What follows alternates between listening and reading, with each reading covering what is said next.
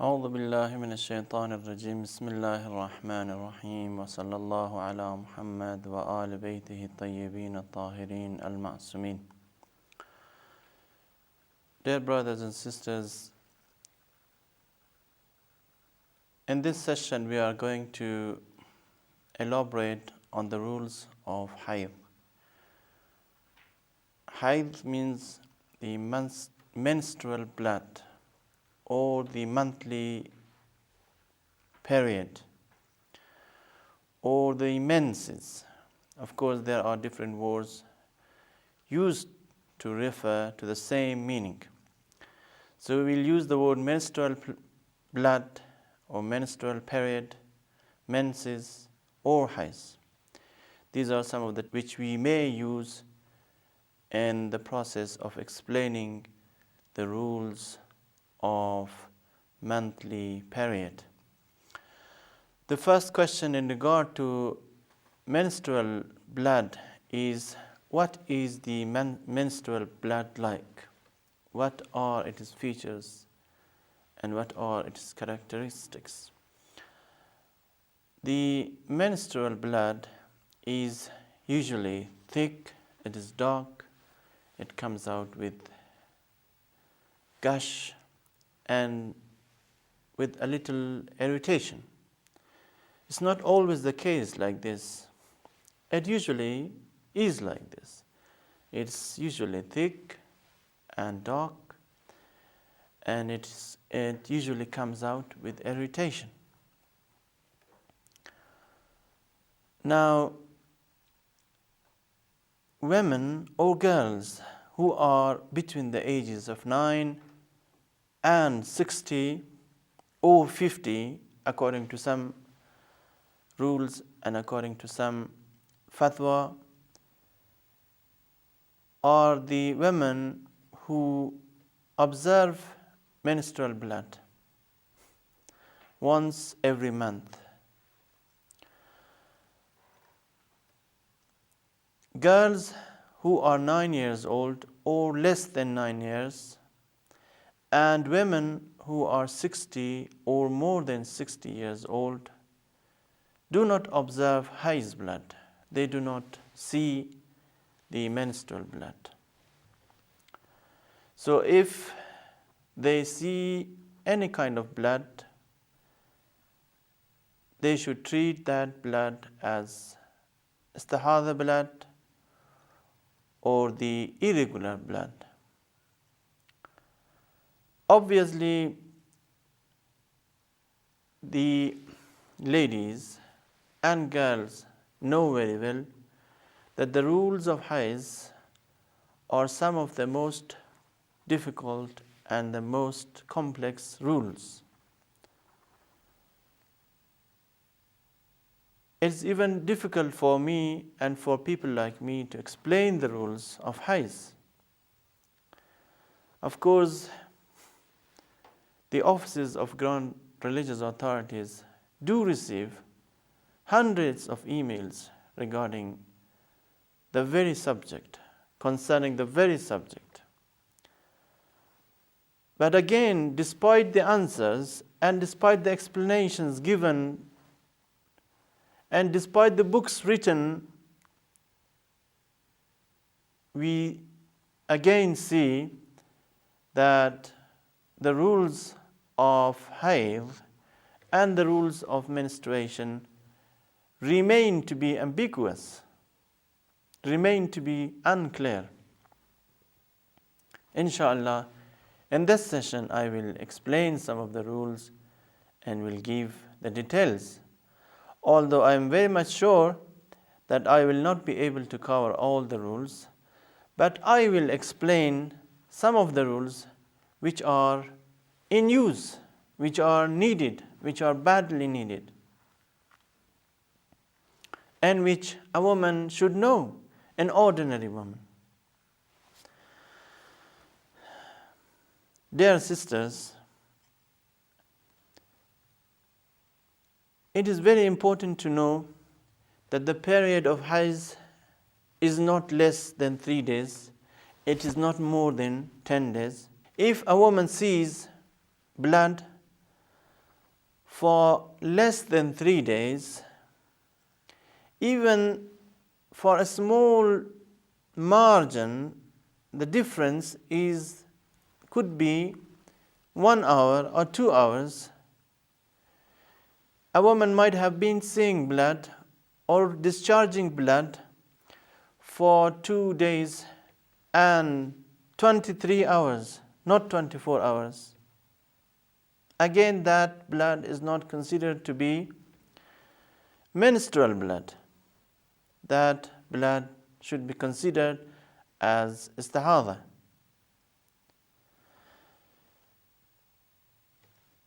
So the first 3 days should be continuous. There should be no interruption. There should be no stoppage. The blood should flow. And of course, it is not necessary that the blood should come out and soak the pad or the wool which a woman wears. The internal existence of the blood is necessary if the blood has to be counted as the Hayz blood or as the menstrual blood. It should exist internally. It is not necessary that the blood should flow out and should come out and soak the pad. The internal existence of the blood is important. Now, it is not more than 10 days. If a woman sees blood for more than 10 days, for 11 days, for 12 days, and for 13 days, the extra days are not considered as Hayz. The extra days should be considered as istihada. Of course, as I mentioned in the previous session, a woman who is in the state of istihada should offer prayers, should observe fast, and should do everything that an ordinary woman does. Or she should do every religious duty that a pure and clean woman does. But a woman in the state of Hayz cannot do this. It is haram for her to offer prayers. It is haram for her to do certain acts. Inshallah, I will explain these. The things which are haram for a woman, or the acts which are haram for a woman. Now, before explaining those rules, I have to elaborate on a few other questions and a few other issues related to the same subject. Now, probably some people might ask as to whether pregnant women and breastfeeding women see any menstrual blood or not. Do they see or do they have any menses or not? The ground religious authorities have said that, of course, it is very much possible, very much likely, that a woman who has conceived a child and a woman who is already breastfeeding a child might have menstrual blood. She might discharge blood. It is possible, it is likely. Unlike the common belief among the women that a woman who has conceived and a woman who is pregnant never menstruate, never sees the menstrual blood, of course, the scholars have said that it is possible, it's likely that she might see the menstrual blood, that she might discharge the menses or menstrual blood.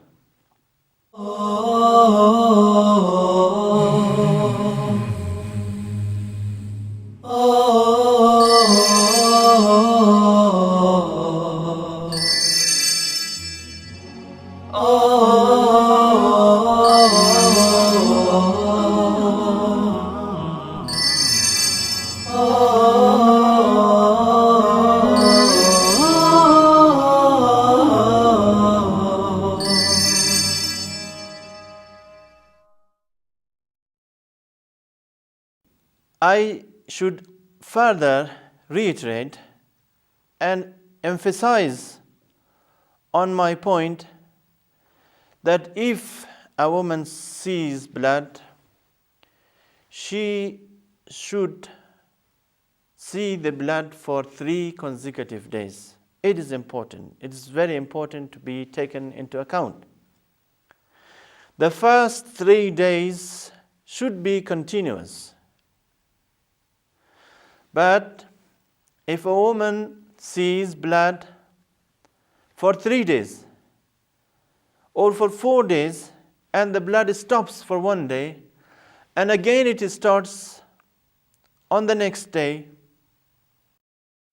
and maybe the blood might stop again on the 6th day or on the 7th day, and it might start on the 7th or 8th day, then the blood which is seen on the 6th, 7th or 8th day is considered as menstrual blood. Because after the 3rd day of menses, it is not necessary that the blood should flow continuously, that the woman should see blood continually. No. The blood might stop on the 4th day, on the 6th day, or on the 8th or 9th day. What is important is that the total number of days in which a woman sees and observes blood should not exceed 10 days. Of course, when a woman is in the state of purity, when a woman does not see blood and flow and she is not discharging blood, she must fulfill her obligation. She must take action for ghusl. She must offer prayers. And she should do all other obligatory duties that a normal woman does. She cannot, under the pretext of menstrual blood, stop offering prayers or stop fasting. She must do all these. So the total number of the menstrual period or the total number of days in which a woman is in Hayz should not exceed 10 days. Of course, as I said, there should be no interruption during the first 3 days. It should continue, and it should continue coming out, or the blood should exist internally during the first 3 days.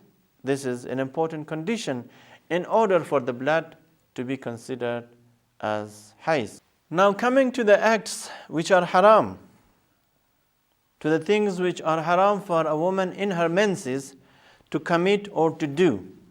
What are those haram things, or what are the things which are forbidden for a woman? Obviously, it is haram for a woman to offer prayers.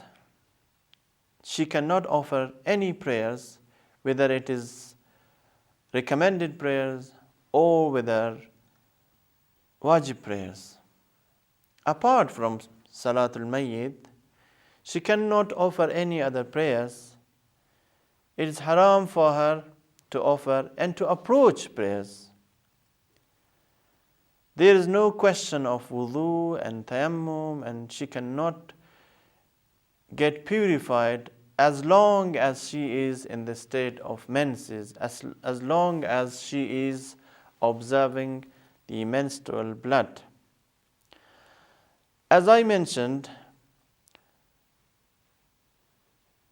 all those things which are haram for a woman in the state of janaba are also haram for a woman in the state of Hayz. Like touching the script of the Holy Quran, like going to Masjid al-Haram and Masjid al-Nabi, like entering a mosque, picking something from the mosque, or leaving something in the mosque, or pausing, staying in a mosque. These are all haram. These were the haram things for a woman or a man in the state of janaba. Those things which were haram for a woman in the state of janaba are also haram for a woman in the state of Hayz.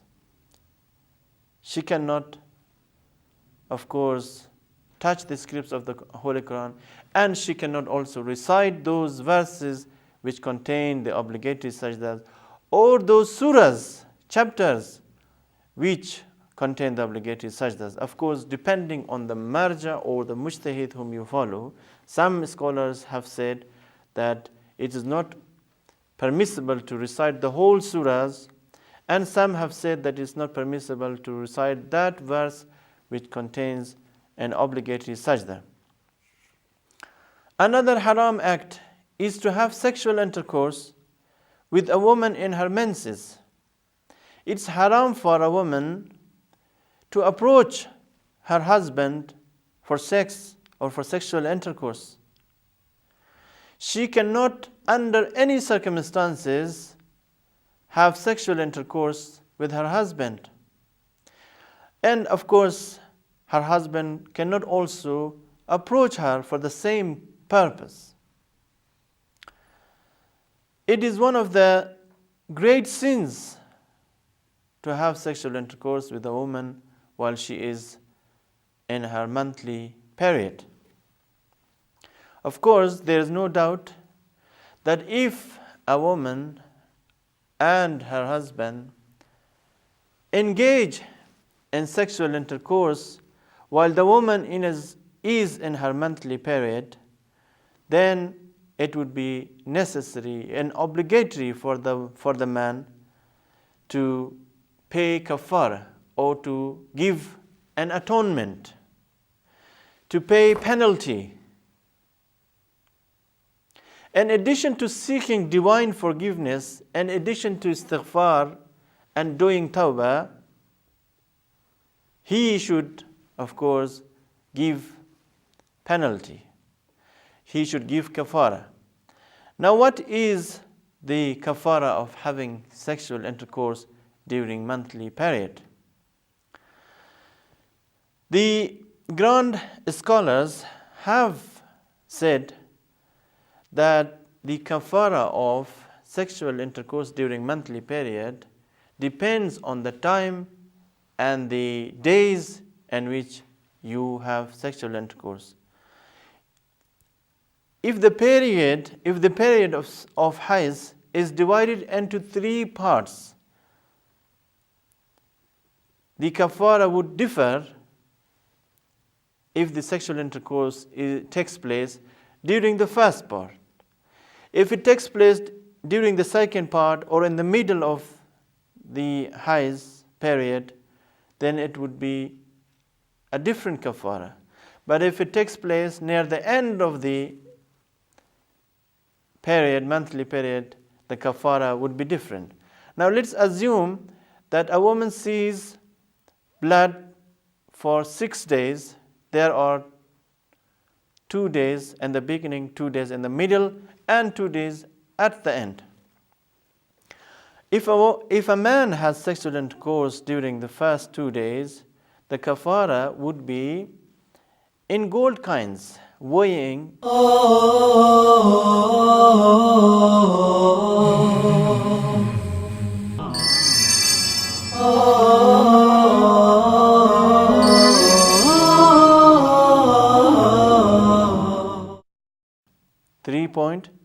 457 grams. It is the penalty for the first 2 days or the first part. Now, if a man has sexual intercourse in the middle of the period, the penalty is 1.729 grams. 1.729 grams. But if the sexual intercourse takes place in the last 2 days, the kafara would be 0.865 grams. In case a man has sexual intercourse during the first 2 days, during the second 2 days, and during the third 2 days, 3 times in fact, then the total kafara would be 6.51 grams. The total, it would be necessary for the man, to give a total of 6.51 grams of gold. Now, again, there are people asking questions about any kind of pleasures. Is it permissible for a man and his wife to engage in any kind of pleasures, sexual pleasures, not actually sexual intercourse? Of course, the grand religious authorities have said that a man can derive all kinds of sexual pleasures from his wife, with the exception of sexual intercourse. Sexual intercourse is forbidden, but foreplay, touching and kissing and all these actions are allowed. There's another question. What about approaching a woman from behind? Is it allowed or not? What is termed in today's language as anal intercourse? Is anal intercourse allowed or not? Of course, anal intercourse is forbidden. It is forbidden if a woman is not consenting to it. If a woman is not agreeable to it. But of course, if she agrees, if she consents to sexual intercourse, in that case, anal intercourse would be reprehensible. It would be strongly undesirable. It would be extremely abominable. It is allowed, but it is abominable. It is extremely reprehensible. In case there is no consent and the woman he does not have the right to insist or to have sexual intercourse from behind or from the back passage. Other kinds of sexual pleasures are allowed. There is no doubt and there is no actually ambiguity about it. Now, again, there are certain questions arising.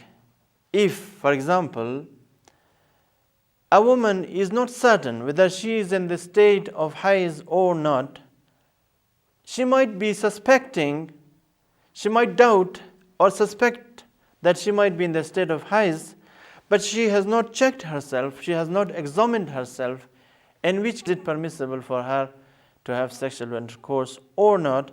The grand religious authorities have said that sexual intercourse is haram also, even in this case, and when a woman may not be certain or is not certain of being in the state of Hayz, she cannot even have that kind of sex, but she can of course engage in other kinds of pleasures. Now, what if a woman was ignorant, or if a man was ignorant about the prohibition of having sexual intercourse during the monthly period? She did not know that sexual intercourse was forbidden. The woman did not know, the man did not know, and they were ignorant. Should the man or the woman give kafara, give penalty in the case of ignorance or not? The religious authorities have said that kafara is not payable in the case of ignorance, but it is payable in the case of a person knowing the rule, knowing her duty or knowing his duty. If a man has sexual intercourse with a woman in her menses on account of ignorance, because of having maybe forgotten the rule, he need not to pay kafara. And coming further, explaining further the rules, what about the prayers or qaza of the prayers? As you know very well that it is haram for a woman in the state of menstrual period to offer prayers. And even the qaza is not obligatory on a woman. She might not offer prayers for a period of 10 days, 7 days, 8 days, 9 days. And later on, when she enters the state of tahara, it is not necessary for her to offer the qaza of the prayers. But of course, it would be necessary for her to offer the qaza or to keep the qaza of the fast which she missed during the menstrual period. Fast is, she cannot observe fast, of course, as you know well, when she is in the state of menstrual period. But after she has come out of the state of the menstrual period, and when she is clean, it is obligatory on her to give the qada and to observe the qada of the missed fast. If a woman is observing fast in the holy month of Ramadan, she has been observing fast from morning till afternoon, and a few minutes or maybe 1 hour is left until sunset, and before iftar, all of a sudden she starts feeling that she has entered the state of Hayz. She is now discharging blood, the blood of Hayz. Is her fast valid or not? Of course, it's not valid. There is consensus among the scholars that her fast becomes void and she cannot have the niyyah of fasting. She cannot maintain and keep fasting. She must eat something and her fast is broken. One more issue that is necessary to be taken into account is that, can a woman be divorced while she is in her menses? All the scholars have said that if a man knows that his wife is in the state of Hayz, then it is forbidden to divorce her. Instead, he should wait for some time until he has come out of the menstrual period. And when she is clean, then of course her husband can divorce her. But as long as he is in her monthly period, the divorce would not be valid. The divorce would be void. This is a ruling which very few people know, and there are many people who divorce their wives while their wives are in their menstrual period. They should know that the divorce which takes place during this time is void. These are some of the rules, very necessary rules, which I explained regarding Hayz. Of course, there are other rules, and of course, as I mentioned, the rules of Hayz are very difficult, very complex, and the details are there. A woman there are different categorization, there are different classifications. A woman may have, when it comes to the habit of a woman, when it comes to the time period in which a woman observes blood, so there are different suppositions, there are different cases. A person, a girl or a woman, should act according to her duty as prescribed, as has been explained by the ground religious authorities. For further details and information regarding the rules of Hayz, I request you to refer to the epistles and risala of ground religious authority. Wassalamu alaikum wa rahmatullahi wa barakatuh.